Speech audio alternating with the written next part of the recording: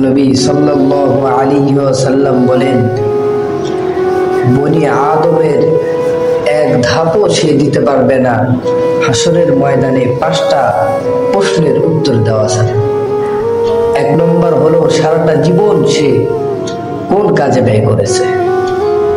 সারাটা জীবন সে কোন কাজে ব্যয় করেছে, সে যে হালাল কাজে সময় ব্যয় করেছে নাকি হারাম কাজে, নাকি হালাল পথে সময় ব্যয় করেছে নাকি হারাম পথে সময় ব্যয় করেছে। 2 নাম্বার হলো তার যৌবন সে কোন কাজে ব্যয় করেছে। তার যৌবন কি সে কি হালাল পথে ব্যয় করেছে নাকি হারাম পথে ব্যয় করেছে। তার যৌবনকে সে কি সত্যের পথে ব্যয় করেছে নাকি সঠিক পথে ব্যয় করেছে, এইটারও জবাব দিতে হবে। নাম্বার 1 তার সারাটা জীবন কোন কাজে ব্যয় করেছে। নাম্বার 2 তার যৌবন কোন কাজে ব্যয় করেছে। নাম্বার 3 সে যে উপার্জন করেছে এই উপার্জনটা হালাল নাকি হারাম। 4 নাম্বার হলো তার উপার্জিত অর্থ সম্পদ কোন কাজে ব্যয় করেছে।